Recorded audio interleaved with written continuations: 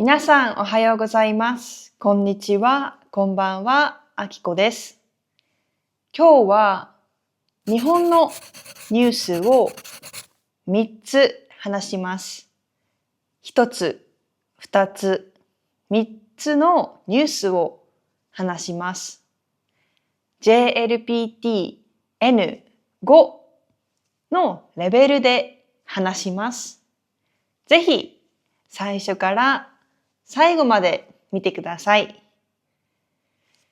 一つ目のトピックは、お菓子のパッケージについて。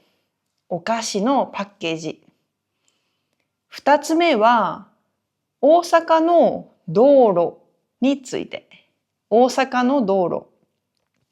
三つ目は、ニューヨークのイベントについてです。まず、一つ目のニュースです。皆さんは、カルビーという会社を知っていますか？知っていますか？知らないですか？カルビーは日本で有名なお菓子の会社です。お菓子、スナックを作っています。とっても人気なお菓子のブランドです。カルビーはポテトチップスなどを作っています。日本ではポテトチップスをポテチと言います。今、カルビーは困っています。困っている。大変。なぜなら、パッケージ、お菓子のパッケージに使うインクがないです。インク、いろんな色のインクがない。足りないです。なぜインクが足りないのか。それは中東で問題が起きているからです。中東から日本にインクが来ない。来ません。そこでカルビーは考えました。考える。パッケージの色を白と黒にしました。白黒です。白黒のパッケージに変えました。今まではカラフルなパッケージ。でもインクがないので白黒のパッケージに変えました。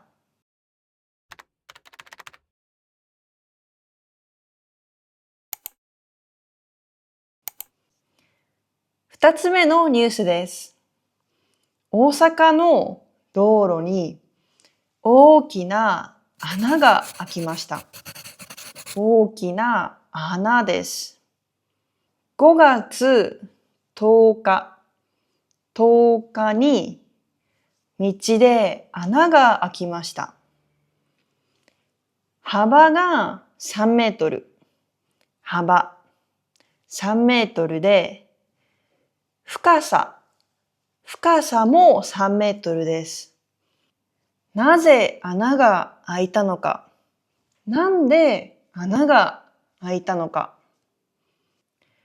そこの道路の下に下水道管がありました。下水道管。これは水が流れるパイプです。水が流れるパイプ。このパイプが地面の下にありました。そのパイプとマンホールをつなぐ部分が壊れました。壊れた。壊れる。それで穴が開きました。誰も怪我はしませんでした。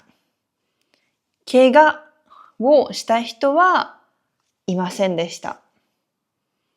今、直そうとしています。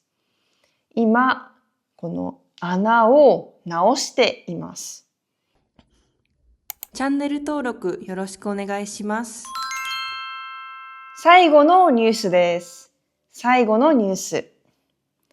ニューヨークで日本のパレードがありました。パレードがありました。ジャパンパレードです。このイベントに何人ぐらい来たと思いますか？何人来たと思いますか？なんと9万人がこのジャパンパレードに来ました。